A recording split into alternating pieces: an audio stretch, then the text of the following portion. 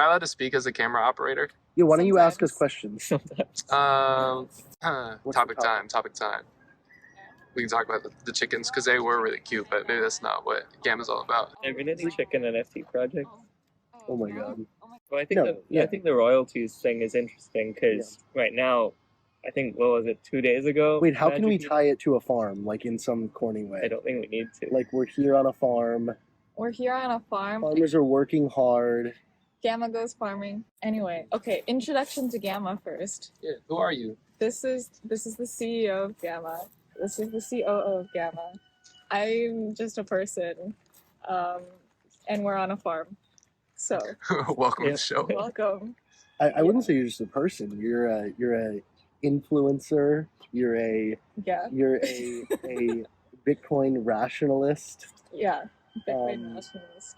Why don't we start there? What is the Okay. preferred term? Is it Bitcoin centrist, Bitcoin rationalist? I'm pretty sure anything that has to do with centrist and fundamentalist and like maximalist is just way too like fascist for me. Like, Well, is it purely like the term, the cultiness, or is it also the mindset that you disagree with? well, one, like these terms bring with them like this connotation, right? You think this type of way, and so I don't want to be categorized in like this, like, oh, I'm assuming that you XYZ. You know, I was like emailing with the Litecoin conference coordinator, and she was like, oh, I can reimburse you for like your hotel, PayPal or in Litecoin, but I'm guessing you want PayPal, haha, because you're a Satoshi. And I was like, no, I'll take the Litecoin. Yeah, it's like I would rather Litecoin over PayPal. yeah. Unless you want so- $2,500 Take taken it out off of if your- you say Oh, something oh, right yeah, Yeah. exactly. That's my Bitcoin stance. I'm a Bitcoiner and I like other stuff. And you guys are also Bitcoiners and you like other stuff. This is why we work on stacks. Exactly. Yeah.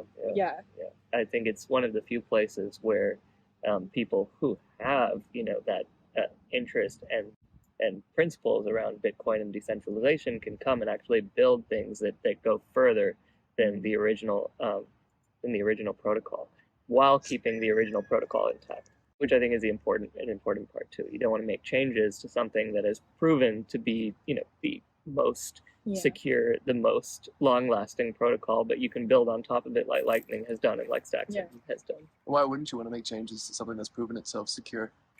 I think that's a great question. Well, I think as a protocol develops, and you've seen this happen before, is the incentives start changing. People that are coming in might not have the best intentions, right? They might not have the incentives that are aligned with the original intent of the protocol. And then you can have people that come in with selfish motivations that aren't aligned with, like, venture capital money.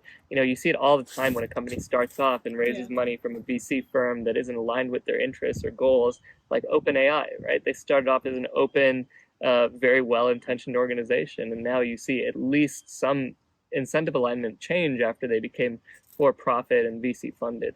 So you want to make sure that at least the principles that you start with are solid. Sort of the analogy that I often use is to like the U.S. Constitution. It's very hard to change, but you have a lot of innovation that's built on top of it. You have countries where it's easy to change the Constitution and they have no innovation, right? But you have the U.S. where it's actually you've kept the same principles of government for over 200 years, but it's the most innovative country in the world. Right? And Bitcoin can be something very similar, where you keep the fundamentals very strong, but you can build innovative things on top of it. I like that analogy. I've never thought about it that way. There's also kind of like going back to the first thing about like the Bitcoin maxi and like stats being a little bit different mindsets. Like there's this, I think Tio did a tweet just this morning where he was saying like, this was a less of a hot take and more of just like a true, like, it's a fact. Yeah. And it was saying how like, if you look at the like leading voices and names in the Bitcoin space, these are, thought leaders, which are good, And podcasters. and podcasters, which like, again, that's not like we don't need those things. Yeah.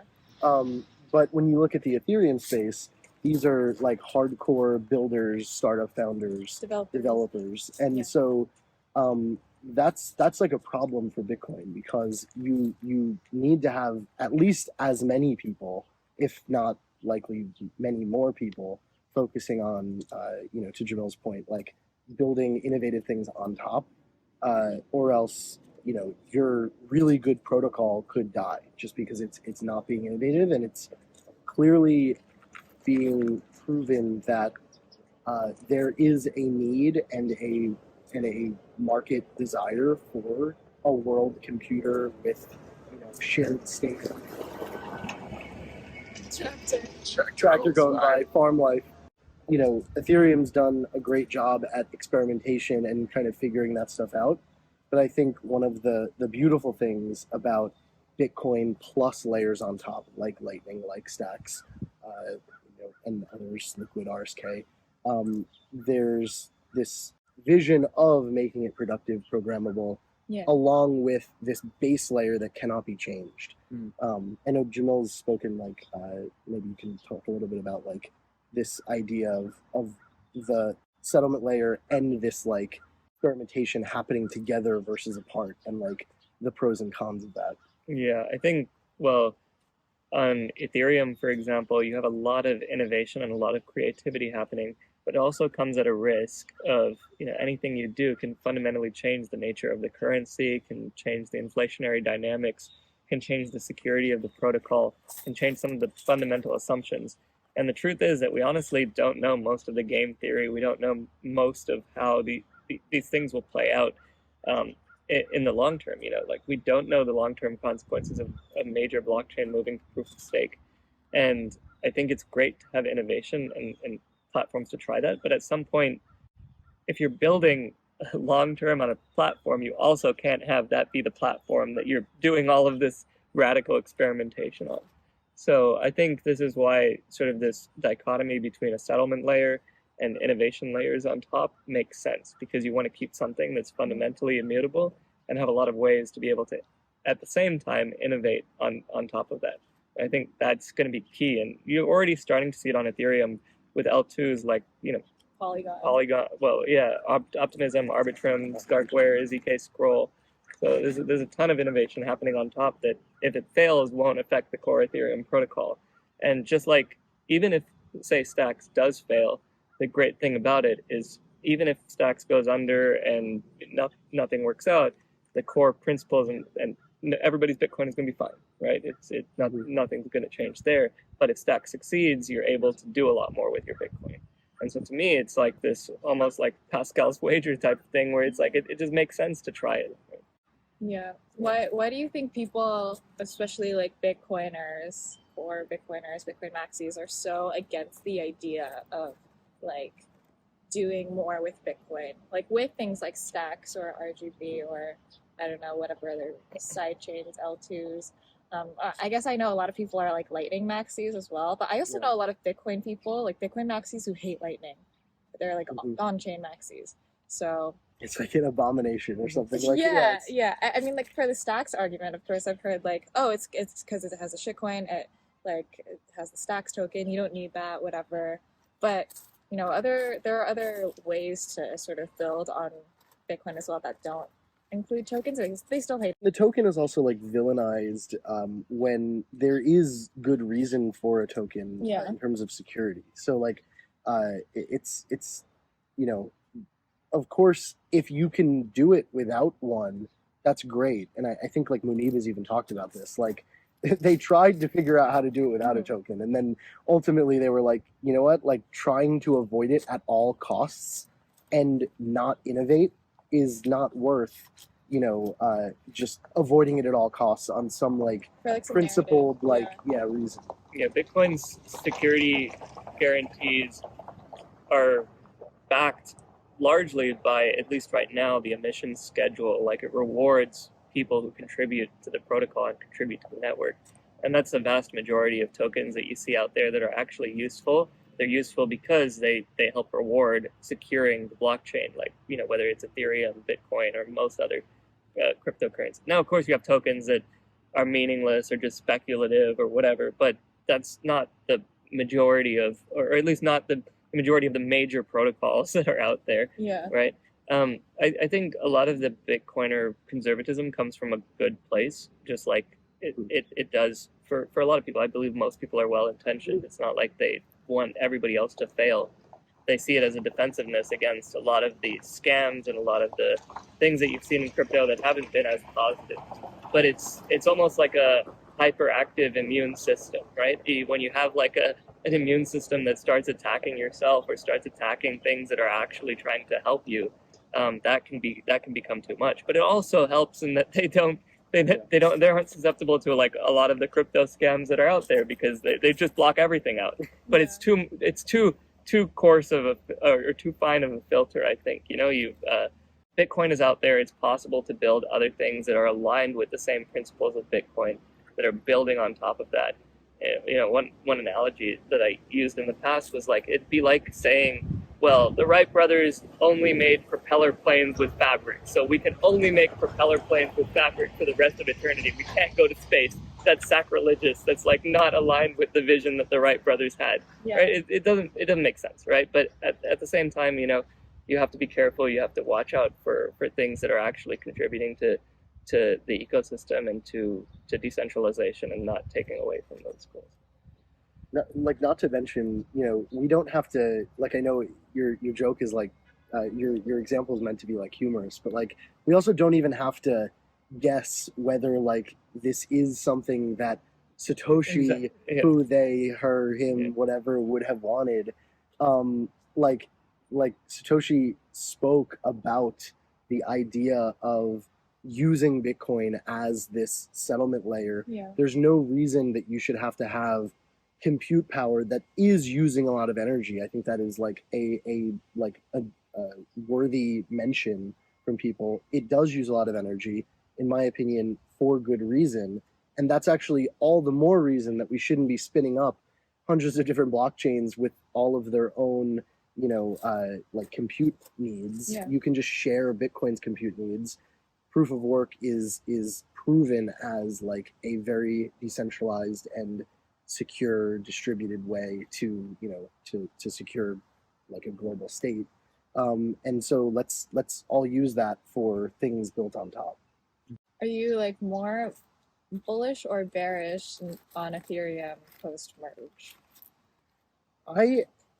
I mean, I think there's like two like dimensions to like the idea of being bullish. Like there's like, am I like conceptually bullish, and am I like bullish in that like that group of people, that ecosystem will continue building really innovative things. And I think that is clear. Like the Ethereum ecosystem, the Ethereum builder community, the Ethereum just like the Solidity framework for applications and tooling that's available will, I think, continue on. And I'm bullish on that, and I want to see more innovation from that ecosystem, and I think we will.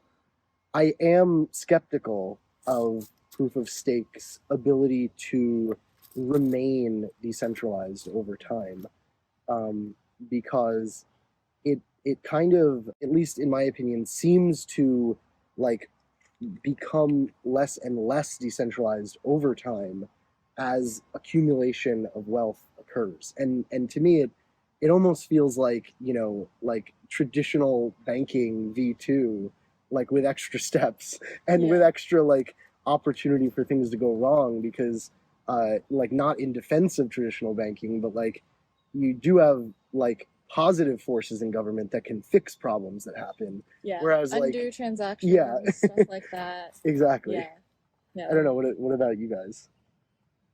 I just think it's like a generally good thing that now our two biggest blockchain protocols are using different consensus mechanisms, because now it's like, okay, we will see in the next 10, 20, 30 years what happens. I think it would be probably really foolish to call out like one single winner and not bet on both. I think there's no question that Ethereum has the strongest developer community right now, both at the protocol level and at the application level.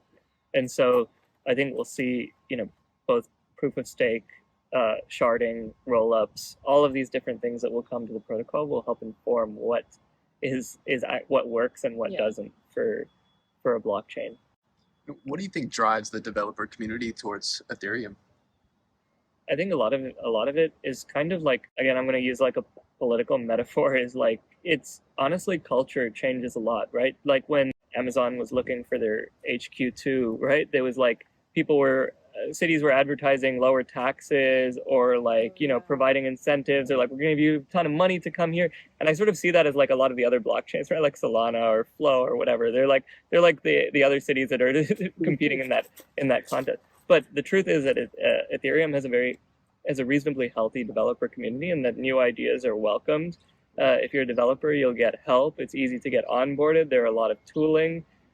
So even There's a lot of money. but even like the Ethereum Foundation doesn't throw out grants, right? It's other people that are like actually like venture capitalists who have no incentive tied to Ethereum that are funding these things. So it's kind of like when HQ2 they ended up choosing the cities. It was like cities that already had a significant tech presence that weren't even providing tax incentives, that just actually had the strongest like tech culture, I guess, and the most open culture. It's like you have to foster. In the end, money matters less than just culture. Fostering the right culture, the right attitude, a welcoming environment, right? Yeah. Do you think the greater Bitcoin community has a chance at developing that kind of healthy culture? The world changes so quickly. 20 years ago, Bitcoin didn't exist, right? 20 years ago, the world was completely different. The iPhone didn't exist. Twitter didn't exist. Facebook didn't exist, right? Yeah. The biggest phone on the market was like Nokia's and Blackberries, right? And it's kind of foolish to suggest that 20 years from now that everything will sort of look relatively the same, or that simply in principle the best ideas win. That's ideally true, but I think you have to take nothing for granted and make sure that at every year, every month, you continue innovating, you continue building on top of your protocol, you continue fostering that culture, because everything can change so quickly. And Bitcoin is at the top today, but everybody in tech is at the top. Yeah. For it's like Andy Warhol's quote about everybody being famous for 15 minutes. Mhm. That's what you see in tech all the time. At Apple, it was sort of very ingrained in the culture because Apple was at the top in the 1980s and then at the very bottom on the verge of bankruptcy in the 1990s, right? And so there's a very strong culture of paranoia there of like, now Apple's back at the top, but that might not be the case 10 years from now. We were told that on day one was like, look, before you joined, Blackberries and Nokias were the top phones, and 10 years from now it could be something else, and it's your job to keep it right. But don't take anything for granted. Like, you are never ever in tech secure in your position. Basically, like, you're dying by default if you stay the same, and that's not true in a lot of traditional industries, but it is 100% true in tech. Let's set that aside for a second, even though it's foolish to set that aside. And I think that this goes back to the whole Bitcoin maxi thing of being foolish not to embrace like new ideas. But let's assume for a moment that they are correct, that Bitcoin without changing will just live on for hundreds of years. I mean, you see some tweets and things that are like almost humorous. As someone who's like a big Bitcoin supporter, like when I see a tweet where it's like, in 2140, the last Bitcoin will be like, being doled out. And I'm like, if it even exists, like I want it to. Yeah. But so let's like play that out for a second. And let's say like we make it to, 2100 It's something. like we're celebrating too early as a culture. Yeah. But let's say that it does make it there. Yeah. Okay. What happens to Bitcoin's security budget without layers on top like Stacks, Lightning, others? With just transaction fees. Yeah. I mean, are there enough transactions that occur on a 10-minute confirmation time blockchain, even trusted by big banks and things? Yeah, I mean, just in throughput alone, like if you look at what Bitcoin's use would require to be to maintain a strong security budget, you need those blocks to be pretty full with high fees, right? And in US dollar value, and that's not feasible for person-to-person transactions, right? Like if I'm sending you money, I can't pay that amount of fees that would be required for the demand for block space. So you need at least things like Lightning at a bare minimum, even if we're talking about Bitcoin as just a transaction layer. like just for payment, just as peer-to-peer electronic cash, you need somebody to be paying those fees. It's not an individual just transferring money, like if it's a settlement link. Yeah. I mean, this is why I always say like multi-chain future. Like I don't think that Bitcoin can survive alone in this, which is. And I think the way the future will evolve, like it could be that multi-chain, what it really means is like, and this is how some of it is evolving in the Ethereum ecosystem, is it's Ethereum as a settlement layer and then a lot of stuff built on top, or Bitcoin as a settlement layer and a lot of things built on top. What I hope isn't the future is a lot of different L1s with different security principles and all like sort of at the same level. Maybe there will be that to some extent, and maybe there will be application-specific blockchains that they need their own L1 and their own security guarantees that are independent of Ethereum or Bitcoin. But I'm hoping that what we'll see is a lot of innovation that happens on Bitcoin, such that you can have a multi-chain ecosystem even on top of Bitcoin. Yeah. So y'all were talking a second ago about embracing new ideas. What are y'all doing as Gamma to embrace new things, new ideas? Yeah, I mean, I can talk about one topic that's prevalent right now. There's a discussion in the NFT community around royalties. It's What's like the context behind that? Yeah, I was gonna say, like, just for context, if people aren't aware, the way that royalties work on, I think basically every context across Web3 right now, is creators who launch NFT projects on different platforms and then trade those on marketplaces. They essentially ask marketplaces to pay a certain to enforce a certain royalty at the time of purchase, and so or at the time of listing. It might work one way or the other, but essentially somebody goes to buy something, and the marketplace is like a middleman that says we're gonna like tack on this royalty payment. And honestly, I think like in terms of the actual outcomes and like the ease of doing business as a creator, that's like the easiest way for things to work. Like you just go to what is hopefully a like trustworthy platform. Like we're trusting it to list our items. We're trusting it to use as our profile view. Yeah. Hopefully we can trust it also to like I'm bringing my work here and launching it on your platform. Have like smart contracts I'm that are here, reliable, like that work. yeah, like I'm here. You wouldn't be here without me. So like this makes sense. Like it's a two-way street, and we can do that. And I think it's one of those like rare cases in Web3 where like I think relying on trust should work, like because this is like a B2B relationship. Yeah.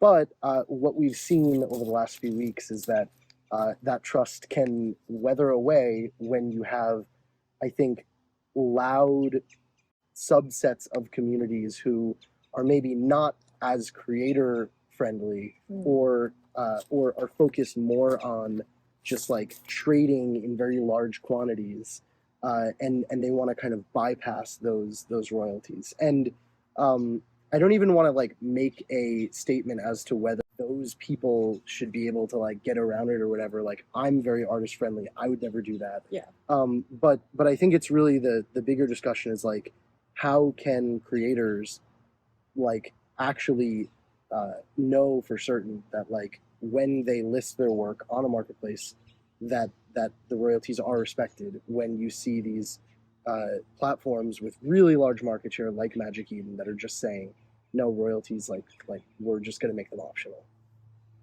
Yeah, I think you do see in some areas, like for example, SudoSwap launched without royalties and with a 0.5% marketplace fee, and actually they're at their lowest market share since launch. Wow. And a lot of people assume that that lowering fees and the race to the bottom. I've heard this narrative for 6 months that this is inevitable, and that lower fees will drive everybody to the lowest fee marketplace, and that at least like I keep hearing this narrative and it hasn't played out, and it hasn't played out in the real world either, right? Like Amazon, not many people know this, they charge 15% finder's fees, right? Like for when you buy an item on Amazon. Wow. And that's at a minimum. For some items, for like phone cases and stuff, it can be as high as 45%. Like that's very insane. high margin. So in comparison, your average marketplace fee is about 2.5, ours is 2, right? So similar there. And creator royalties are about 5%, right? So when you look at that comparison and say like, look, you're buying this, and honestly, most of it is not even going to the marketplace, it's going to the creator in terms of the fees that you're paying. It's still, even then, half of what you would pay in a traditional industry like Amazon. And if this race to the bottom thesis were true, then you wouldn't see Amazon charging 15% fees, right? You would see marketplaces that pop up that charge 1% fees or 0% fees. And the truth is that I think a lot of people in Web3 assume that every single person is acting like a purely financial economic instrument. And people are not independent. Yeah, people are not machines, right? People are not financial machines. People are humans, right? And they want a good experience. They want to join communities that are active, that are vibrant, and this necessitates some way to incentivize creators over the long term. Now, I don't know if creator royalties are the long-term solution that will succeed in terms of like, I'm not going to come here and say we will never ever change our position here, because there might be alternative funding models that make sense, but up until now we haven't found any, right? And up until now I haven't seen any other compelling ones that have sort of worked out for the long term.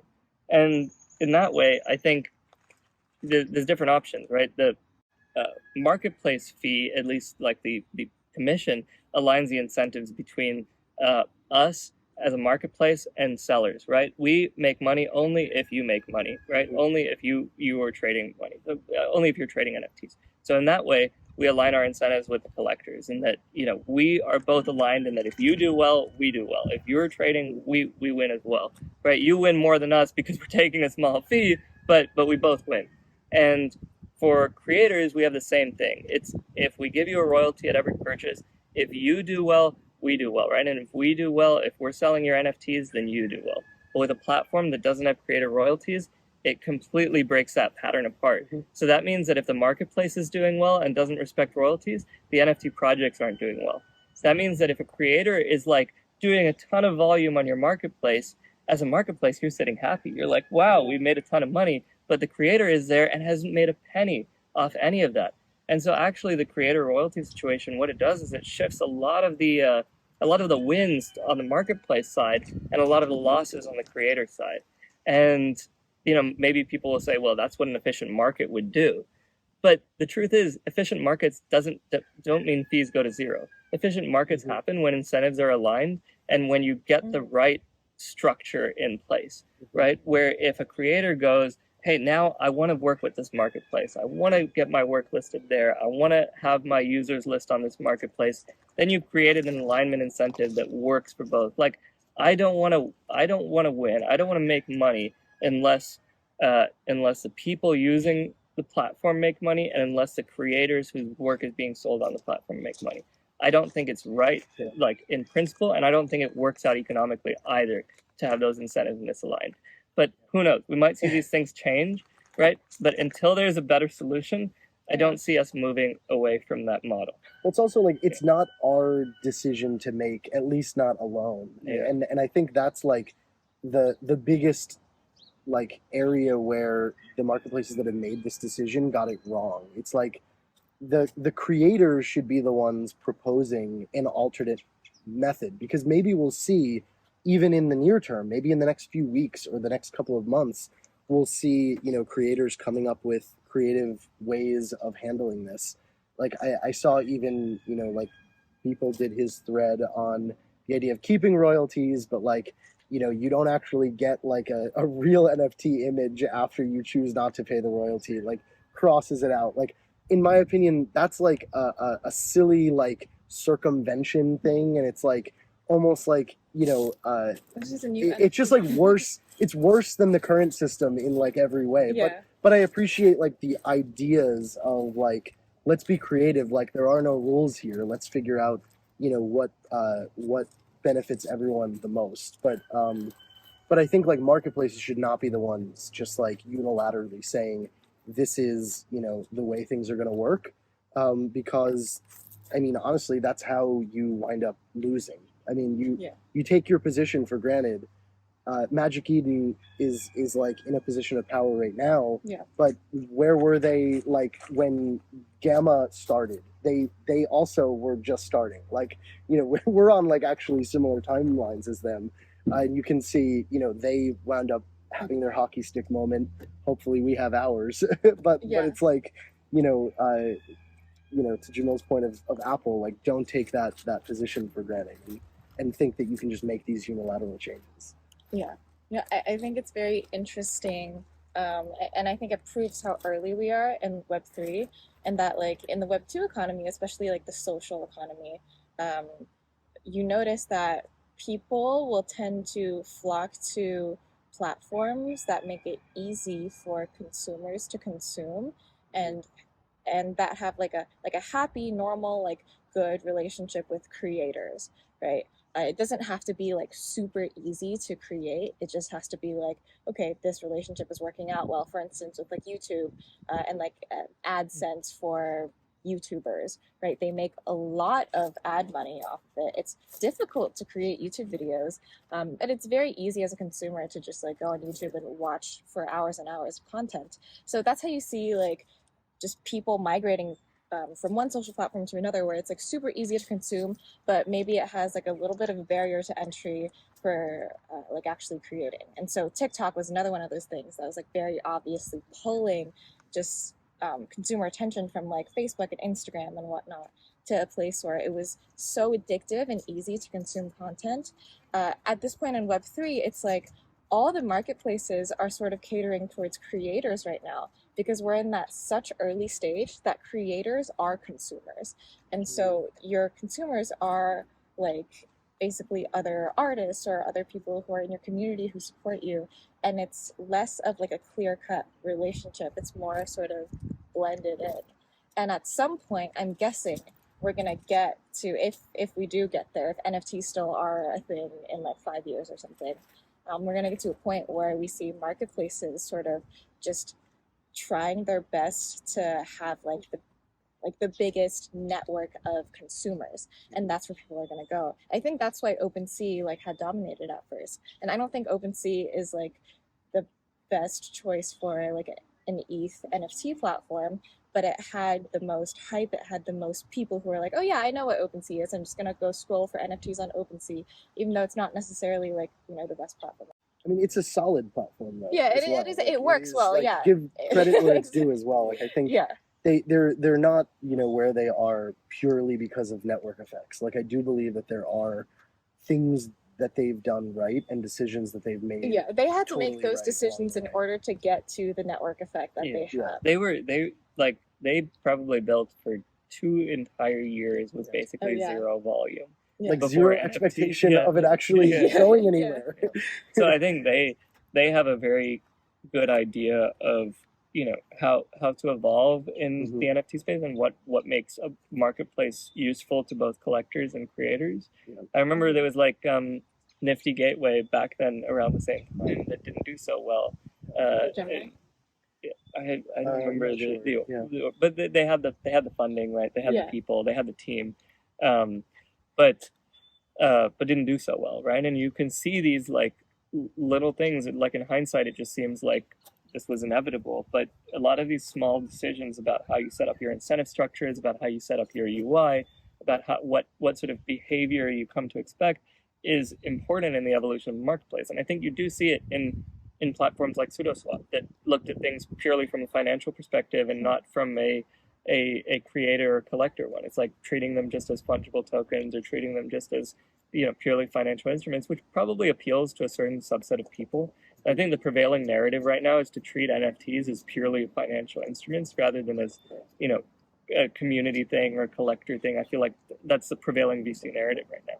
I don't necessarily buy it, right? Yeah, I also don't think like it's funny that you're like almost seem surprised by that as someone who is like part of NFT communities and like not just like, you know, like degen flipper or something, which like I'm nothing against that. Admit to it, you know, like oh, I see what you're saying. Yeah, like yeah, I mean, but I also think it's like not necessarily even the most interesting projects or the ones that like are doing innovative things that are capturing a lot of attention lately, like are actually not, at least not overwhelmingly, that like archetype. Like yeah. I think, you know, a lot of the like Jamila always used the example of all the DAO ones. They're not actually related to one another, but like Links DAO and Cabin DAO and some of the other ones. Like Links DAO has these NFTs that, you know, you can actually get you know, access to a golf club, you know, and so like I hold one of those just because it's such a like a novel idea, even though I don't really even golf. But and so you could argue like I'm making a speculative decision on like the future value of that, and I'm sure that's, you know, in the back of my brain. Mhm. But I mean, the real reason that I'm supporting that project is because I want to see more projects like that Yeah. that are doing things that are like genuinely like interesting, useful to the world, like potentially getting rid of some of like the bureaucracy that exists today, or like or at least like, you know, like behind the curtain way of things happening today, where like who even knows how to get a membership at some exclusive country clubs. Like now like all of that provenance is like recorded on the blockchain, and you can like see that. So anyway, I think like there's a lot more to it than just that. Yeah. No, I agree. Beautiful. It's like a Yeah. chicken question. Yeah. Yeah. I- Closing thoughts? Closing thoughts. I feel like we talked about a lot of things. Yeah, we did. This was a good chat. Um, Farm chat. Are we going to start a new Only series? Bitcoin. The Gamma Farm. Gamma farm chats. Yeah, we should do a chicken NFT collection airdrop. Yeah, I mean, I like there is no chicken NFT collection that I'm aware of. Actually, Carol, I'm sorry because I don't mean to put you on the spot here, but I'm pretty sure Carol has done like a beautiful dot work chicken, and Oh, yeah. I don't know, maybe there's some angle there. Yeah, maybe she can make us a chicken collection. We can, you know, with every pumpkin that you sell, you can give a chicken NFT. There you go. Yeah, perfect. Yeah, closing statements from Gamma. Anything you want to say? Everyone keep building cool things. Keep you know, keep the innovation going. Keep the positive spirit. We're in a bear market, but there's a lot of really cool things being built.